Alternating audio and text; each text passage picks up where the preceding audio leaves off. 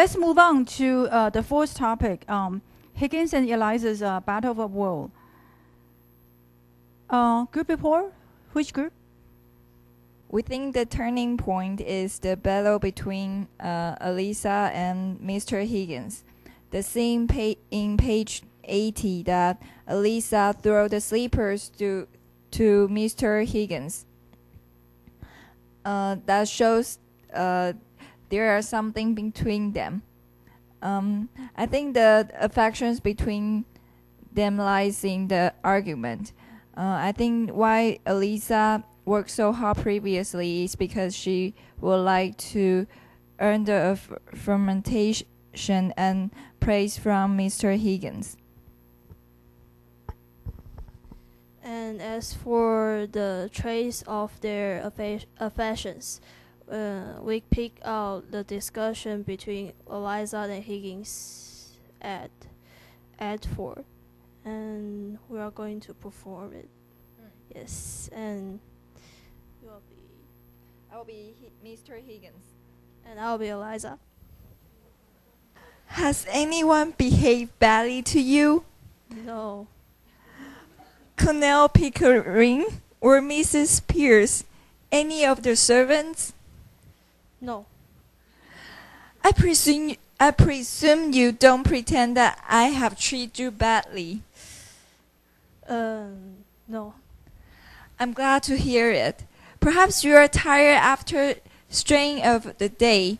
Will you have a glass of champagne? No, thank you. Why are you so angry?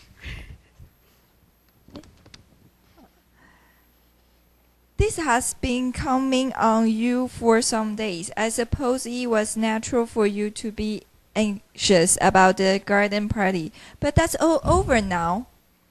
There's nothing to be worried about.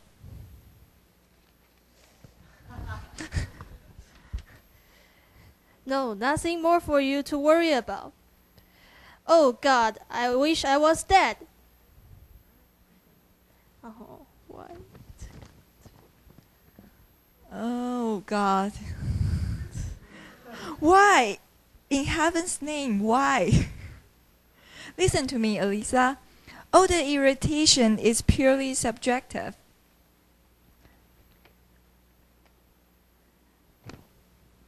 I don't understand. I'm too ignorant. It's only imagination, low spirits, and nothing else.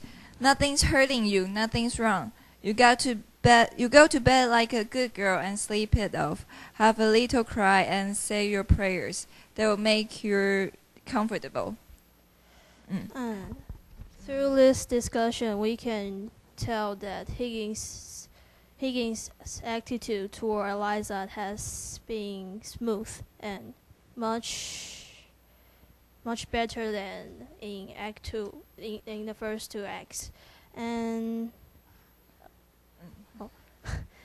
acts in Act 5, after Eliza ran out of their laboratory. Higgins became very irrational and nervous and eager to find out where she went to. And here, after Mr. Doolittle came to Mrs. Higgins' house and tried to tell Higgins about how he became due to Higgins and Pierre King done to him, Higgins became much more angry. And here's the examples in the lives. Higgins says, "Nonsense, he can't provide for her. He shouldn't provide for her. She doesn't belong to him. I pay him £5 for her. Doolittle, either you are an honest man or a rock." And when Eliza finally came downstairs, Higgins tried to express his affection for her in his own style, such as Higgins says, "Don't you dare try this game on me. I taught it to you, and it doesn't take being. Get up and get home, and don't be a fool."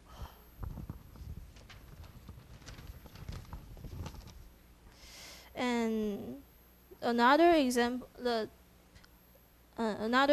is you never asked yourself, I suppose, whether I could do without you. And Eliza is obliviously affected by his words. Don't you try to get around me. You'll have to do without me. I shall miss you, Eliza. I have learned something from your idiotic nations. I confess that humbly and gratefully, and I have grown accustomed to your voice and appearance. I like them rather. And Higgins says, he also says that I care for life, for humanity, and you are a part of it. And at the end of the Act 5, the Higgins' reaction to what his mother asked him at the end also shows that he has some kind of affection on her. And for the last question of our group, trying to explain Higgins' affection on Eliza, we can view it with different kinds of aspects. For one thing, she is the successful case of Higgins' work of teaching a flower girl into a duchess. Therefore, he may be proud of his creation. For another thing, throughout the whole process of the lessons Higgins gave to Eliza, he may also found that she had become a part of his life, although he didn't want to admit it. To sum up within the 5 acts, the story really has the potential of being viewed as a romance, but if we consider the whole story with the postscript, we can get to know that the author tried his best to make the Pygmalion much more a reflection to the author's view toward the Europe. The author has spent so many lines to show us, the readers, about how Eliza made her decisions on Higgins and Freddie. Eliza's wishes of being loved, comparing to Higgins' affection toward his mother, and his somehow rude comments made on Lisa, had all brought to the end that Pygmalion is actually not a romance at all, instead a story to show us about the society in these eras. Yes. And I want to add something. Except the scene that we performed previously, I think another sign that shows Mr. Higgins' affection toward Eliza is that when Eliza wants to separate her possession with Mr. Higgins, and at the time she wants to return the ring that Mr. Higgins gave her previously, and Mr. Higgins find out, and he became really angry. As a gentleman, I think the way he loses his temper shows that he really cares about this girl, so which makes him lose her temper. So that's one sign of the affection between them, and I think. I personally think that in Act 4, the affection between them is not so clearly because Mr. Higgins didn't realize his affection toward Eliza then, in my opinion, because Eliza was angry first, and then Mr. Higgins take a while realized that, oh, this is what she's angry about. And in Act 5, he found out that Eliza was really gone. Then the moment that he realized that his affection to Eliza is more than friends, it's probably love. That's our opinion. Thank you. Yes, I think the relationship between Higgins and Eliza really can be variously interpreted. But before we do that, let's have our quiz. So you have to be very careful because the rational argument and the emotional elements are really mixed in Act 5. So I want you to try to separate them. So which of these arguments is not rational? Okay, yes. He's at one point angry when Eliza mentioned the idea of marrying Freddie, and he feels that Higgins feels that Eliza deserves like ambassador or a duke or something like that, upper class people. And he does really look down upon Freddie. So that's the point when he gets angry. But all the other three statements, I think, has some truth to it. These are three statements that are all worth discussing, but we don't have time to do it here. For instance, how Eliza looks at creation. She said that she doesn't think of the two of them, Eliza and Freddie, doesn't think of making anything of one another. Okay, and I think this is in a way is true to love. If you're in love and if you really try to change your lover, then you are bound to fail. Okay, so I think this is something interesting. And then what Higgins says about the opposition between gutter and science or academic subjects, has some truth too. But then definitely the distinction is not absolute. And then making life means making trouble. I think I had a discussion of this statement with Daphne in the recording. So if you're interested, you can take a look at that. Or you can think of it yourself. In what ways you agree with it and how you don't agree with it. Okay? Okay, so this is a review of the changes of relation. I also had these slides in my lecture. So I'm going over them very quickly. Act 2, how Eliza is, take the lower half, and Higgins is having advantages of Eliza because of his wit, because of his knowledge, his quick thinking, also because of his excitement, and also his power in being able to order Mrs. Pierce around. Okay, and then he's also persuasive, using chocolate and everything. Okay, and then in Act 4. At the beginning, they seem to be equal. With Higgins not realizing that Eliza is angry. Okay, but the moment when Eliza throws slippers at him, at first he's surprised. Okay, and then at that point, Higgins is on the upper half. Like trying to be dismissive. Trying to comfort Eliza by telling her that there's nothing to worry about. Okay, but then Eliza takes the upper half when he, like what the other group talked about, when the issue of property separation comes up, and also the ring. Okay, and this is the slide I have. I don't think you can read it now. If you want, just download my PowerPoint. What I want to point out is that at several points, some similar ideas come up from both of them.